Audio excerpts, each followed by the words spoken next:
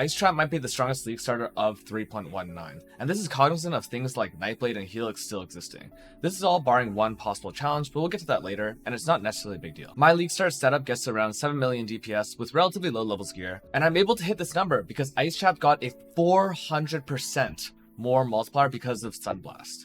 This unique is ridiculous. So it used to be used in some niche setups, but now it lets you throw 3 additional traps every time you throw a trap, with one downside, that these traps can't be triggered by enemies. Perfectly rolled, the bell will get you to a 1 second trap duration, which should be fine. A lot of skills have a 1 second delay, especially when you're doing League starters, things like, explosive arrow, or even damage over time traps from previous patches. It also has this line that says throw traps randomly around targeted area. This looks like it's really scary, but it's actually the exact same wording as cluster trap. And that's what we're going to use to illustrate the damage difference. Imagine Ice Trap does 100 damage.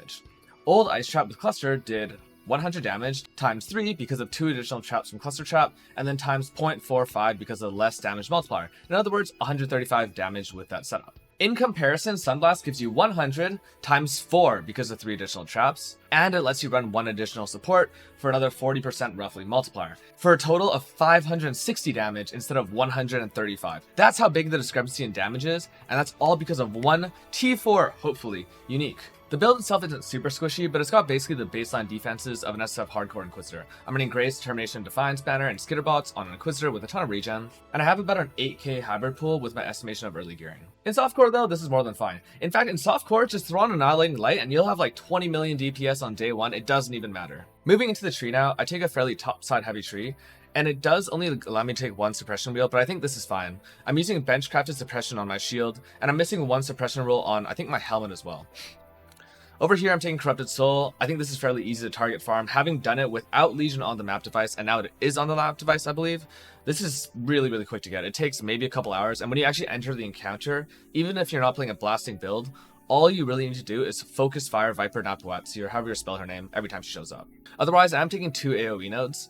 I think the more AoE you get on Ice Trap, the better. It's not like Explosive Trap or some other skills where lower AoE helps the shotgun. Ice Trap is fairly simple mechanically, and more AoE will just make the skill feel better. The rest of the tree looks like getting a couple crit nodes. I take 3 different aura clusters to make up for the lack of a reservation mastery on your auras now. But yeah, the tree should be fairly straightforward. As far as gearing goes, I am using an alternating scepter. Early access to alternate ailments is really powerful. Inquisitor doesn't need Scorch, and Ice Trap scaling Brittle is just really powerful. It has a single very, very large hit, unlike Explosive Trap, which I previously played, so it's really easy to cap out your alternate ailments. Even though Brittle is nerfed, 6% base crit on a crit skill is probably like double your damage, literally. I'm using a fairly offensive shield with bench-crafted suppression. I wouldn't worry about other mods on this, other than maximum resistances.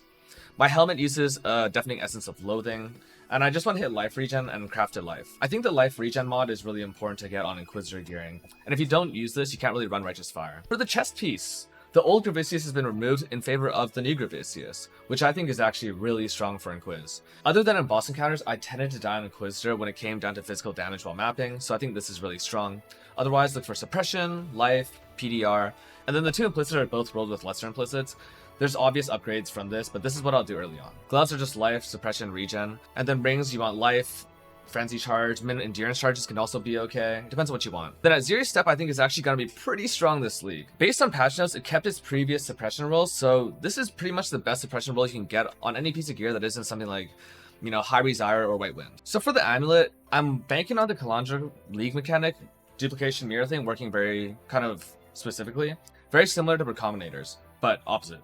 So basically what I want to do, in theory, is take a +1 scepter that you can make just by doing the vendor recipe. So you take gems with quality on them, and then you vendor that with a weapon, and then you get +1 level of gems. You take that, you throw that into harvest, and then you turn that harvest weapon into an amulet. The amulet gets +1, and then I want to bench craft trap throwing speed onto this, and then put it into the weird Kalandra mirroring thing, where I hopefully want to do a 3 mod, and then I gamble on 2 mods being kept, which are the correct 2 mods being kept. You might do this with a 4 mod. I'm not too sure how it's going to work, but that's sort of what I have planned.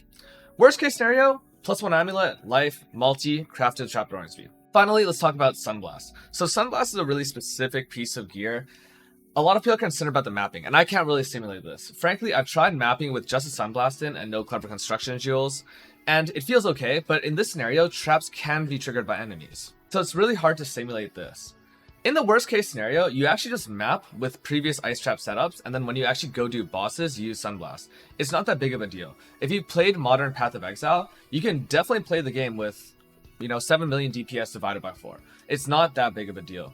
Especially when you're doing map progression, it really doesn't matter. In the worst case scenario, you could do a belt swap every time you want to go kill a Guardian. But I personally think this should be okay to map with. Frankly, I played EA Ballista in previous leagues, and that had a delay, it was damaged over time, and it relied on totems. This is just delay. For flasks, I'd really recommend going for the 2 defensive flasks. A quartz flask is mandatory and a quicksilver. I don't think you have space for onslaught or a silver flask in this. If I was to though, I'd probably drop the jade flask for the silver flask. But then I'm running a really simple jewel setup.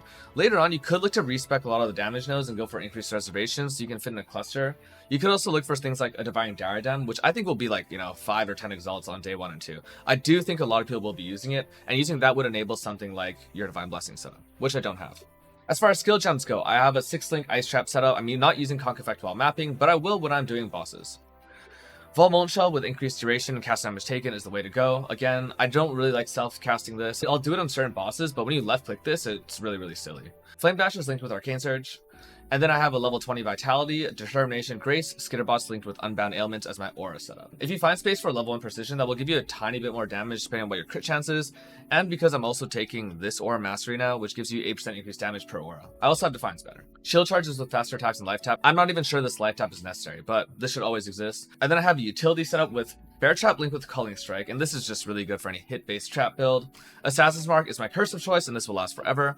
And then I'm using Frost Shields for very specific encounters. For this to really be useful, you really want to know how much damage you can tank. It's gonna give you a ton of value in things like Exarch if you want to just stand still and tank that spam a Ruby Flask. This thing is probably even enough to get you to tank Shaper. It doesn't actually give me any damage in my current setup, but I do think it's a really underrated spell that a lot more builds should be considering. There's one question I completely forgot to answer, which is why are you using Ice Trap, not other traps? And it's basically because when traps can't be triggered by enemies, they can't actually target enemies, other than one exception, and that's Arc.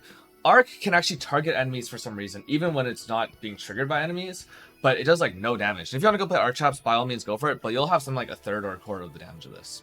Explosive Trap also doesn't really work because you want to have really precise overlaps. Cluster Trap with Explosive Trap is a fairly weak setup. You use it to clear, but Swift Assembly with a single target trap is far better. In other words, you can't really get consistent overlaps.